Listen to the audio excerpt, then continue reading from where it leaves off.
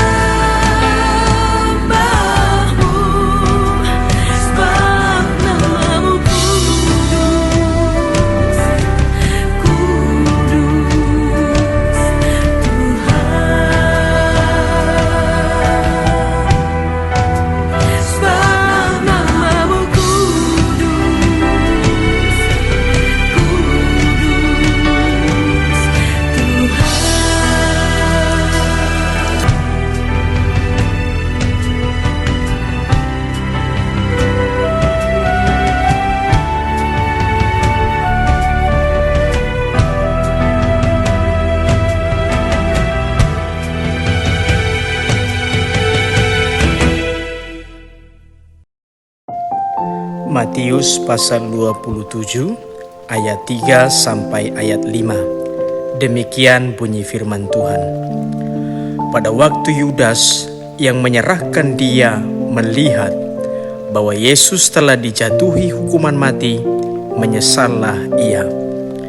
Lalu ia mengembalikan uang yang 30 perak itu kepada imam-imam kepala dan tua-tua dan berkata, "Aku telah berdosa karena menyerahkan darah orang yang tak bersalah."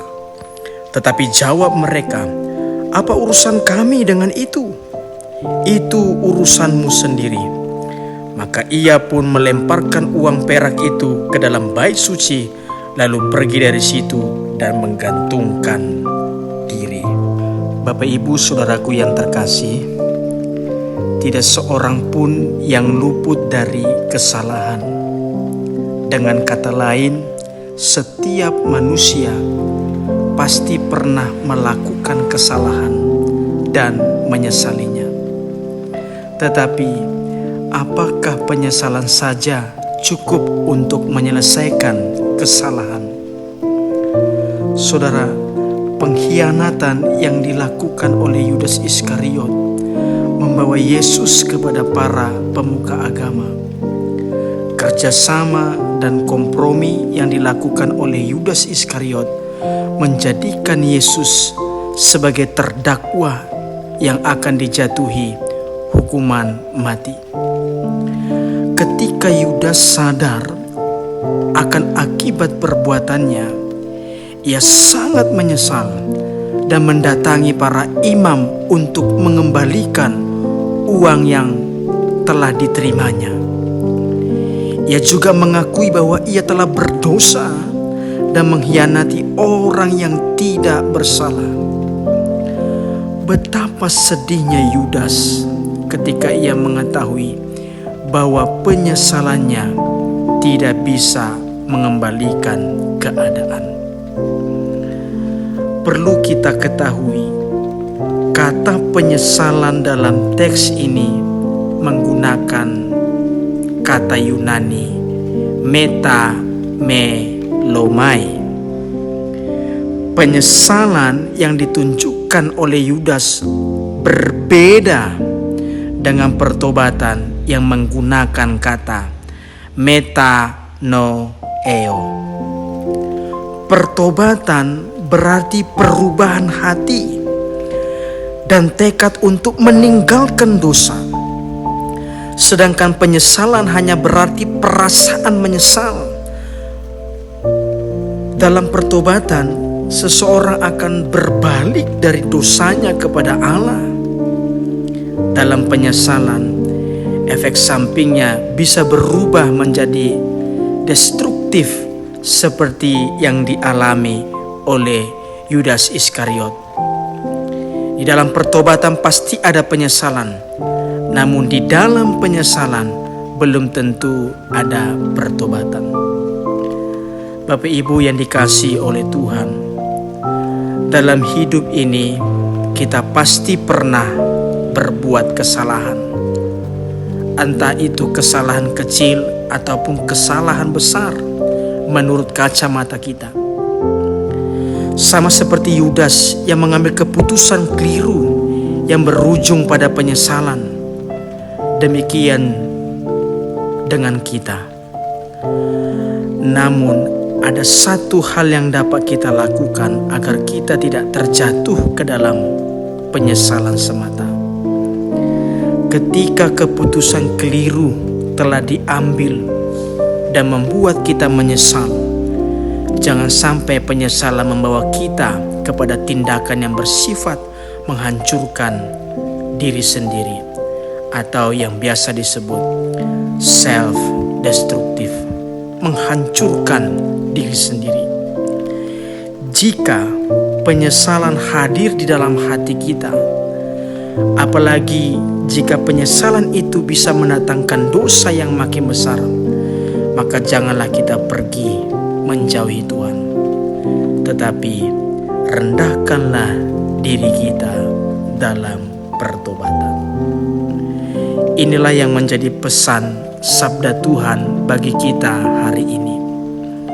Kita belajar dari Yudas Iskariot ketika dia mengetahui bahwa Yesus telah dijatuhi hukuman mati dan Yesus tidak bersalah. Yudas Iskariot menyesal. Tetapi penyesalannya tidak membawa dia kepada pertobatan. Penyesalannya justru membuat Yudas Iskariot mengalami kehancuran total. Dia menggantungkan dirinya dengan cara mati yang tidak normal. Tetapi marilah kita, ketika kita menyadari apa yang kita lakukan itu salah di hadapan Tuhan, kita harus bertobat. Kita harus mengakui kesalahan kita kepada Tuhan, karena pertobatan akan membawa kita hidup baru di dalam Kristus Yesus. Amin. Kiranya sabda Tuhan pagi hari ini memberkati kita sekalian. Selamat beraktivitas. Tuhan Yesus memberkati. Shalom.